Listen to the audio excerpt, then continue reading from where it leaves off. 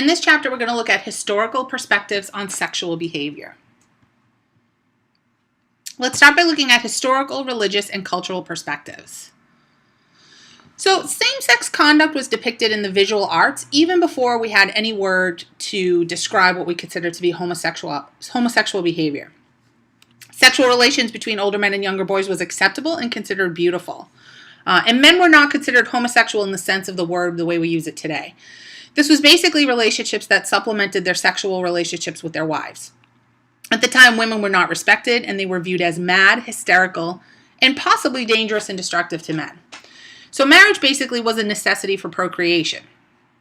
Sexuality was not linked to marriage, and sexual pleasure could be received outside the marriage. So the ideal relationship then was between an active older male and a passive younger male. Homosexuality was institutionalized in Greek culture. Their plays included overt sexual acts on stage, and there were orgies to the gods. It was common for young boys to be sold into slavery and for socially prominent men to have slaves for their own sexual use. In Rome, there were boy brothels, and the Romans also subjected boys to violence and abuse. Sadistic activities were enjoyed for entertainment, and so people would watch women or children being raped or having sex with animals. Or have sex with animals. The Egyptians also admired the male figure and accepted homosexuality. They engaged in polygamy, incest, sexual play among children, sexual touching of children by adults. And children engaged in sexual play at an early age, and this was expected to teach them about sexual behavior. In the year AD 200, so we also refer to this as CE, the Common Era, brother and sister marriages were common, especially amongst the middle class. Intercourse then between adults and children is considered taboo. Adults commonly, however, sucked the penises of boys in order to prepare them for sexual activity later. And sexual activity amongst adults was very open. The pharaoh was expected to partake in extensive sexual activity with his wives and other women while traveling. Open sexual activity continued until the early Middle Ages, when homosexuality becomes a crime in Europe. And at this point in time, sexuality begins to be influenced by the church. And the church basically says that sex for anything other than procreation is considered sinful.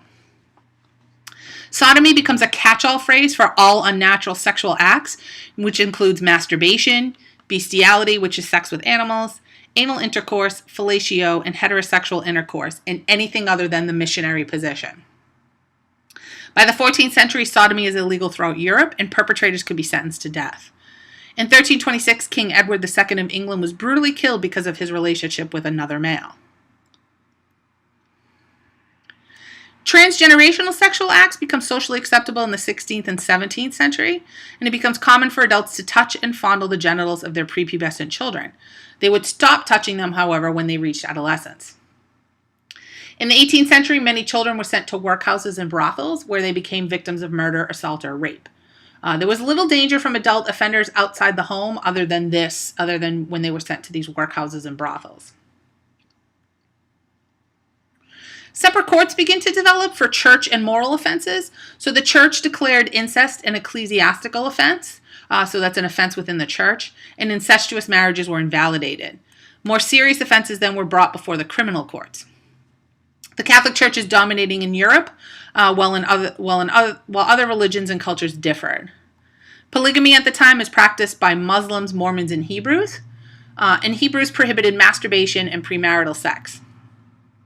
Masturbation while married was considered adultery, and men were discouraged from touching their genitals while urinating. Native American and African cultures were more aligned with ancient Greeks. In the Native American culture, sexual play amongst children was tolerated, and there was evidence of homosexuality. Many tribes believed that sexual activity between children and adults was a necessary aspect of sexual development. A boy would have to be sexually intimate with an older man in order to develop masculine qualities. African tribes practiced female circumcision. So here, what we can see when we look at just a brief, bit of information throughout time and within different cultures, we could see the influence of social ideologies on accepted sexual behavior. So let's look at the 20th century and how the perceptions of deviant sexual behavior change. The progressive era begins at the start of the 20th century, and here we have concerns about the sexual behavior of women and abuse of children. The Industrial Revolution takes place, and we see vast urban growth and adolescent women entering the workplace. This means women begin participating in social activities outside the local neighborhood, and they finally have some unprecedented freedom. This in turn instigates a modification of age of consent laws, and courts begin to regularly monitor sexual behavior. Research begins to classify the behavior of serious sexual offenders as a medical problem, and people begin to be labeled as pathological or insane and sent to mental hospitals. They began to study the correlation between hormones and sexually deviant behavior and basically argued that organic treatments were necessary. Research in the 50s argued that sexually deviant behavior was behavioral in nature, and in the 70s it was begun to be linked to social problems. And here we start taking into account the effects of cognitive processes. Most researchers looked at sexual deviance as unique, and the motivation of their behavior has not been clearly understood. In turn, reactions towards sexual offenders has been very erratic. So generally what happens is after we have a wave of an emotionally charged notorious sex crime, we start to see new policy proposals. And the 20th century had three distinct public outcries that were attempts to control predators. Usually these are highly publicized cases of sexual murder of children by strangers. So the first wave is occurring between 1885 and 1935. During this time period, Richard von Krafft-Ebing, who we talked about in the previous chapter, talks about psychopathia sexualis. And he argues that deviant sex acts were the result of psychopathological problems. He says that sexual disorders were a permanent part of a person's character and could not be changed. Homosexuality could be blamed on either genetics or it could be acquired from the practice of masturbation. And he says that sexual deviants are mentally ill, pathological, loathsome, and a threat to social hygiene. Havelock Ellis writes a book on the psychology of sex and recognizes that changing social environments defines what's considered moral in terms of sex, and that standards of morality here are constantly changing. He didn't consider homosexuals to be normal, but he didn't think there was a reason to try to cure them. Freud thought that deviant sexual behavior was rooted in psychopathology, and much of his research focused on sexual activity amongst family members. He said that incest was a common occurrence and was consequently the root of problems for many girls. The public begins receiving information about sexual deviance from social groups, and in 1889, the Women's Christian Temperance Movement argues for the modification of the age of consent laws. At the time, the age of consent was 10, and they wanted to raise it to 18, and they thought that this would save women from male seducers. And by 1920, the age of consent was 16 or 18 in nearly every state. Child prostitution was rampant in larger cities, and brothels were frequented by some of the more respectable men in the cities. So moral vicissitude then was brought on by the spread of venereal disease. And today we know venereal disease as STDs or STIs, sexually transmitted diseases or infections. Between 1910 and 1915, the U.S. reached its first retributive climax against sexual offenders, and this was the result of sex-related child homicides. The media created a moral panic by defining the Jack the Rippers as intelligent, manipulative criminals who were easily able to elude detection.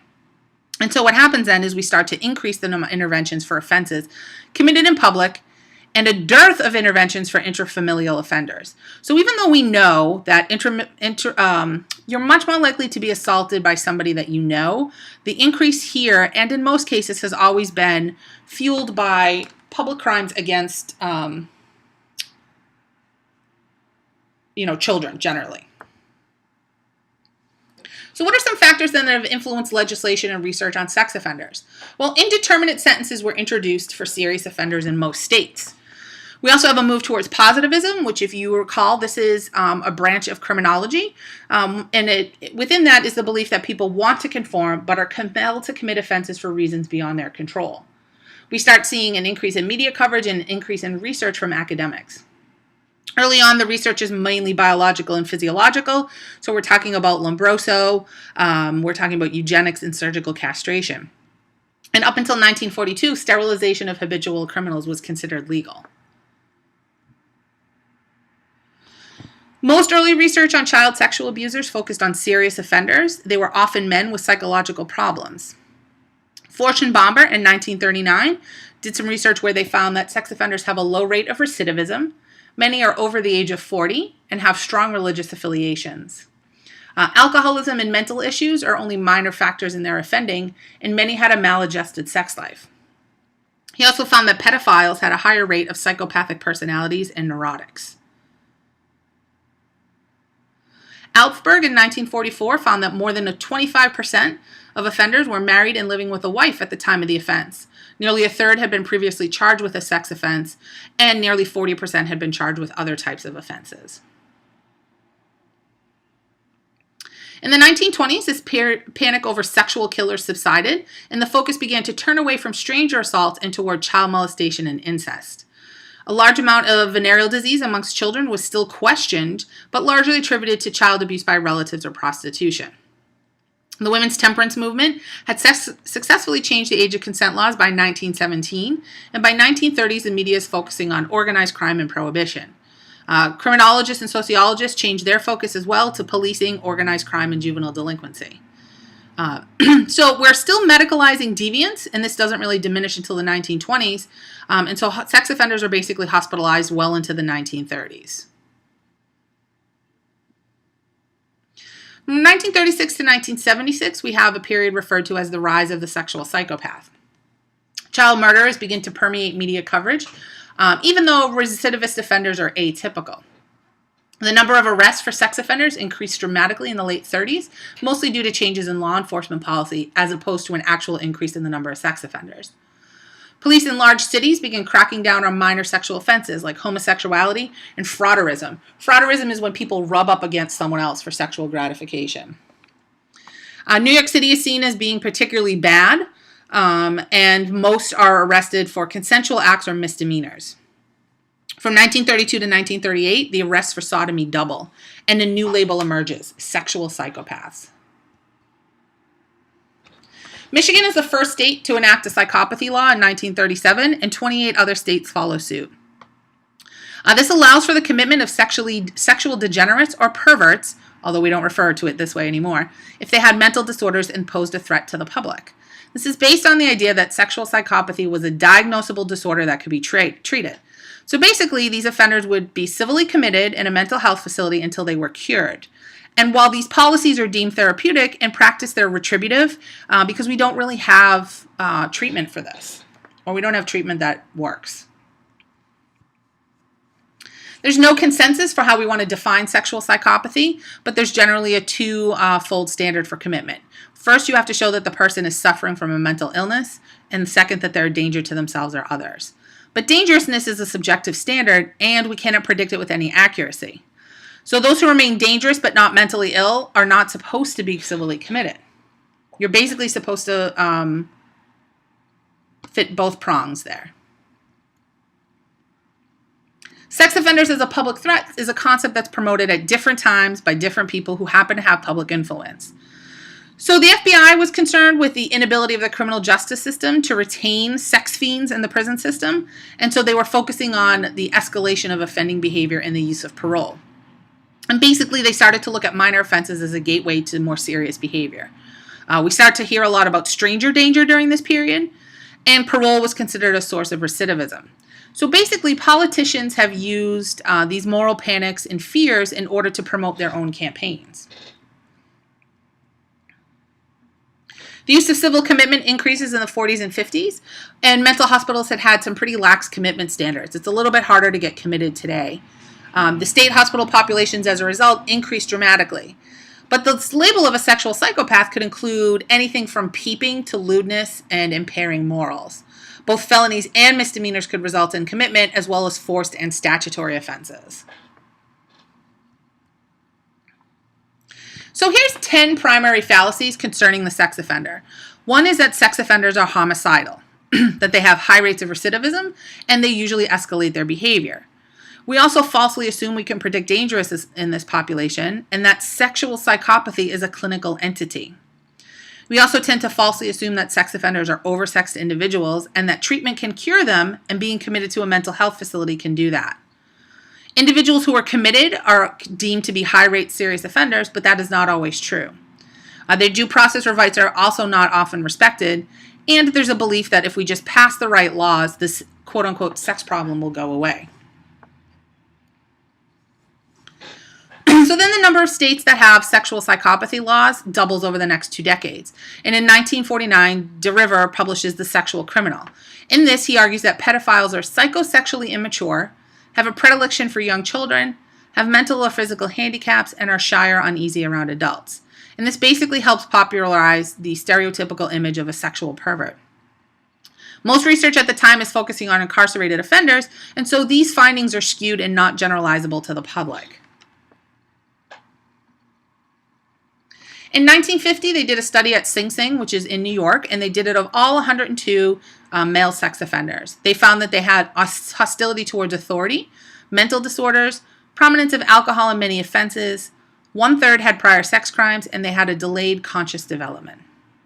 In 1957, Hammer and Glueck looked at 200 sex offenders over a 5-year period in Sing Sing and found 5 key characteristics. One is that they're having a reaction to an Oedipal entanglement. The second is castration fear or feelings and fear of approaching mature females. Interpersonal inhibitions of schizoid to schizophrenic proportions. Weak ego and lack of adequate impulse control. And a concrete orientation and minimal capacity for sublimation. There's similar limitations with scholarly articles examining child sex abusers. So in 1959, they argue that behavior stems from weakness, inadequacy, or low self-regard. 1968, they looked at 3 distinct groups of pedophiles: adolescent, middle-aged, and sentient pedophiles. They found that recidivism rates are low for most sex offenders, ranging from 6 to 8%. And those with a previous sex offense conviction, it's around 30%. And those with both prior sex offense convictions and other convictions, it's 50%. In 1948 and 1953, Kinsey publishes 2 controversial reports in which Kinsey examines normal sexual behavior.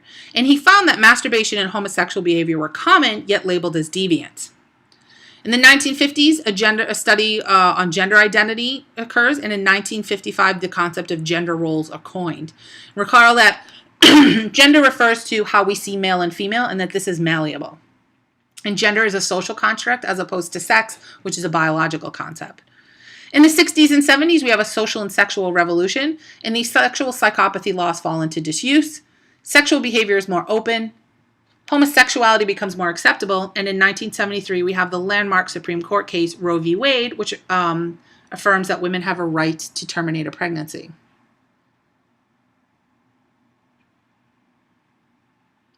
In the late 60s, people began some research on child sexual abuse, and they studied offenders who abused children of the same sex. In 1962, Fitch found there was no significant differences between homosexual and heterosexual offenders in regards to age at time of offense, age of first conviction, and intelligence. But there were major differences in terms of their employment, marital status, the sentence they received, and patterns of previous and subsequent convictions.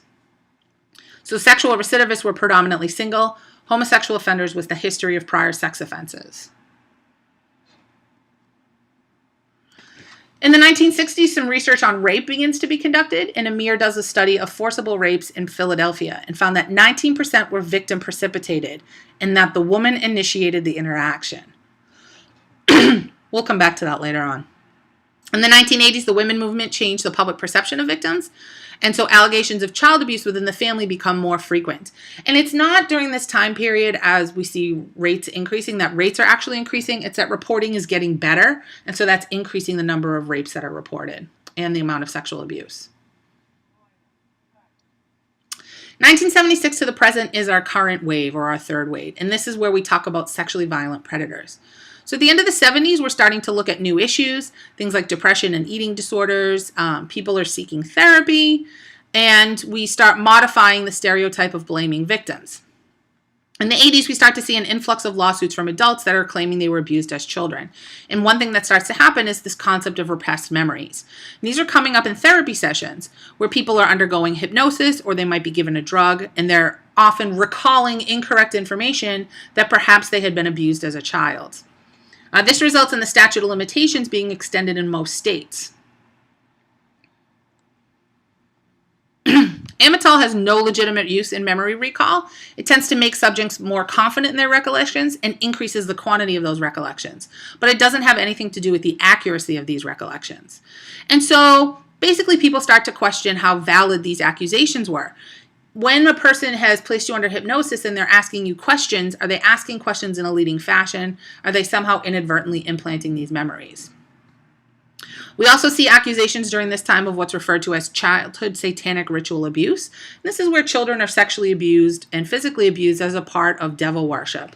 There have been 0 substantiated cases of this in the United States. The McMartin preschool case, one of the things we found was that there were leading questions such as, did you ever see people walking around in dark robes? When we question children with leading questions, they tend to want to please adults and they will tend to say yes to things. So we have to be very careful in how we question victims.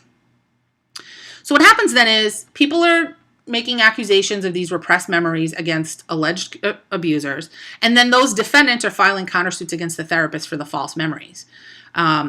Few of these cases are brought up today and none result in convictions without corroboration. In the late 80s, there's 2 high-profile child molestation cases in Washington. Wesley Allen Dodd sexually molested, tortured, and murdered 3 young boys. And one of the things that was particularly alarming about him is that he said he would do it again and that he enjoyed it. Earl Schreiner had a long history of child molestation charges and a homicide charge, and had been in and out of different institutions since the age of 15. This prompted the implementation of a legislative act for sexually violent predators who had the potential to be released one day. So Washington State becomes the first state to enact a sexually violent predator law, and this deals with any person who's been convicted of or charged with a sexually violent offense and who suffers from a mental abnormality or personality disorder that makes them likely to engage in predatory acts of sexual violence. If someone meets this definition, they can be tried in a civil court and committed until they're rehabilitated. In Washington, then, the Community Protection Act establishes a notification system, and in 1996, Megan's Law, and all states have some form of a Megan's Law today, make registration a requirement. So in 1996, it's a federal regulation, but now all states have some type of Megan's Law. These cases are horrific, but they're not actually the norm. And we'll end right there.